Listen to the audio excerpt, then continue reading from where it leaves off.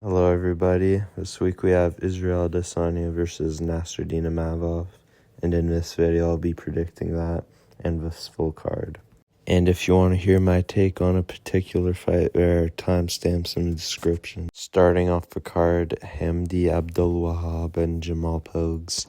I'm gonna go with Hamdy Abdul-Wahab here. He hasn't been active. I don't know when's the last time he fought, but I'm going to see this as a kind of boring decision win. Both guys landing shots and maybe some takedowns, but Hamdy getting the W anyway. Bogdan Grad versus Lucas Alexander. Bogdan, Dana White Contender Series guy. This is his UFC debut. Lucas Alexander, 8-4. I don't know, it's not really the prettiest record, but yeah, I'm going to go with Bogdan here. I think he's going to make his way into the UFC. Probably look to make a statement, so I'm going to see him winning. Either by decision or a late finish. Jasmine, Jasudavicius, and Mayra, Bueno, Silva. Now, this one, interesting because Jasudavicius has a particular style where she kind of needs grappling to take down her opponent and either find a submission or just lay on them. But I don't know if that's going to work here. This is a bit of a step up in competition. But I'm still going to see Jasmine winning this one. Maybe an older version of Mayra Bueno Silva I'd pick here. But I'm going to say Jasmine's going to win. Just winning streak, and she's doing a bit better right now. So I'm going with her by decision. Ziam versus Mike Davis. A bit of a dark horse fight going on here. Neither in the rankings, but Ziam has beaten Matt Frivola, who was formerly ranked. And for this fight, I think I am going to go with Ziam. Finishing potential there. Good knees. I think Mike Davis is good, but I don't really see him winning this one. I think it's going to be really tough. He's going to probably have to tire Ziam out and just wrestle him. So I am going to go with Ziam by probably round 2 TKO. Terrance McKinney versus Damir Hadzovic. You never know if T-Rex, it's always 50-50. Kill or be killed, so it's really a coin flip on this one. Usually, Terrance McKinney loses to these flashy guys and will just get caught by something like a flying knee or a head kick. But I think I am going to go with McKinney on this fight. I don't know if I'm really seeing too much from Damir here. He's 38 years old, and I don't know about his chin, so I am going to go with McKinney by knockout in the first round. But don't be surprised if it goes the other way. Abdul-Kareem Al-Selwady versus Bolaji. A bit tough. I remember Bolaji fight with Chris Duncan. He got caught in a guillotine. He escaped the guillotine, but he was still out, so pretty unfortunate from him. But he's coming in on short notice. Jordan Levitt was supposed to fight Abdul-Kareem. So I am going to go with Abdul-Kareem Al-Selwady here, probably by decision, just staying on the outside. I don't know if some takedowns, but Bolaji could catch him, so I'll say that, but I'm going to go with Al-Selwady by decision. Now for what everybody's been waiting for, Shamil Gaziev versus Thomas Petersen. I am going to go with Shamil on this one. Shamil is interesting, not really the best cardio, but he fought Jairzinho Rosenstrike, who's an experienced guy, and he was able to outlast Shamil. But Thomas Petersen doesn't really have that same experience. He fought Muhammad Usman. That's his best win. But I am going to go with Shamil. I don't really think Thomas Petersen's going to outlast him. So I'm going to say Shamil probably takes him down and probably lands some good punches. He's really tough as well. So I'm going to go with Shamil by either decision or maybe a finish in any round, really. Opening up the main card, we have Muhammad Naimov versus Kaan Ofli.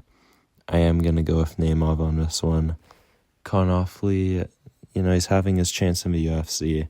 he did take a loss to Mayra and Santos, which just happened to be a lot more talented than him. But Naimov also coming off a loss to Felipe Lima, which was actually short notice for Felipe, up a weight class as well, so I don't know how that is, but I think it just shows how good Felipe Lima is.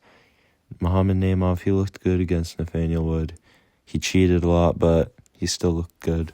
So I am going to go with Naimov here, probably by submission or a TKO, and I'm going to say second round. Side Nurmagomedov versus Vinicius Oliveira.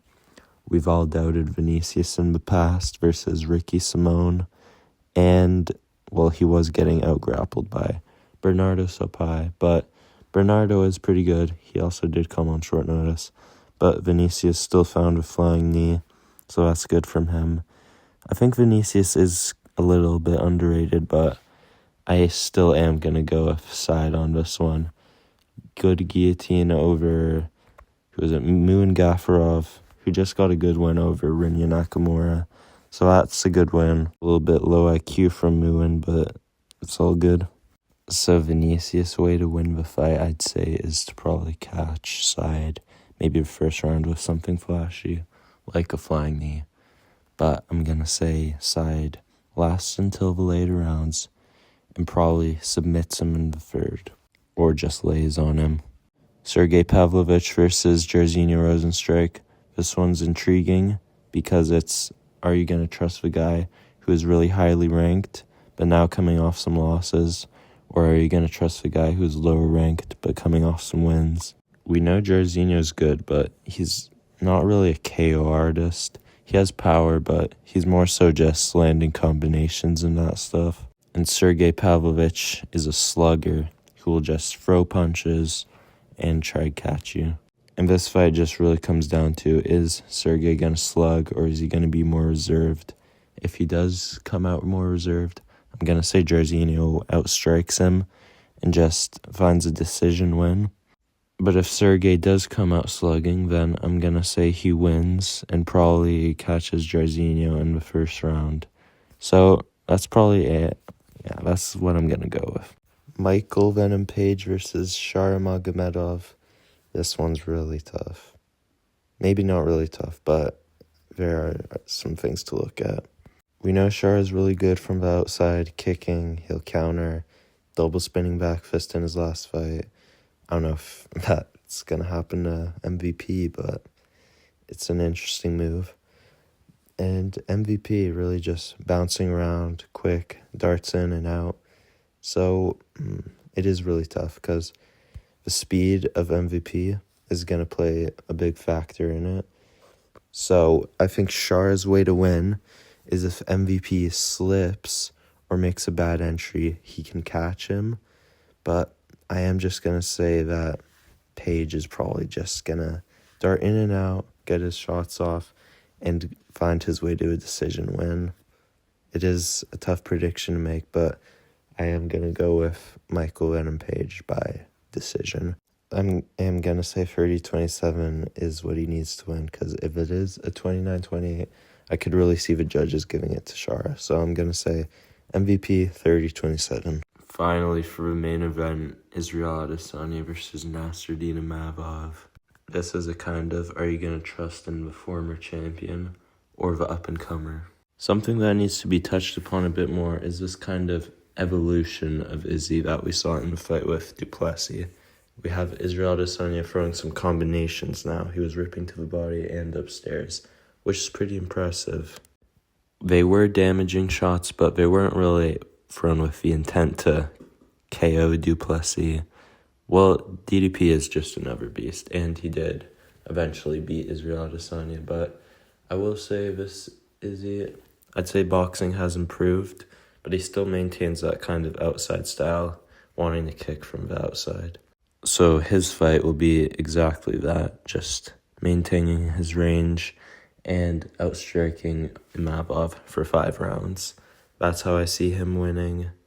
But for Imavov, I'm going to have to say he has to pressure Adesanya, back him up against the fence, and unload some combinations, not like Pereira, only a few shots, not 10 punches, but He's going to have to get close to Adesanya and just make him box. I don't feel like Imavov's game plan should just be mixing in with takedowns like everybody's saying. I think it's a little more complicated, and Imavov is going to have to find success in punching and catching Izzy. I don't know if Imavov's way to win is by grappling. I really don't believe it. He was getting taken down by Brendan Allen, controlled the entire first round. Sure, he defended them later, but it was kind of more low IQ from Allen, shooting those kind of shots, no real intent in them. What I mean by shots are his takedown entries. So yeah, I don't really agree with the idea of grappling for Imavov. It will help, but the true way for him to win, I think, is to hurt Izzy, catch him with something. But looking at the way Imavov fights, he's not really a pressure guy. It's more so he stays on the outside against shorter opponents, which Israel Adesanya also does, but I think even more effectively, that most of his opponents can't even get to him. Some have been able to do it in the past, but not all the time. Imavov does have good boxing and pose good counters, but I don't think he's just going to walk down Izzy. Maybe he will. Maybe he'll mix in with grappling, I don't know. But just seeing the way he fights, he's going to entirely have to change his style, which I don't really see working. So I actually am going to go with Israel Adesanya by decision. A really tough fight, but still a win nonetheless. And that's going to have to wrap it up for this video. I will make a recap when this card has finished. But until then, goodbye.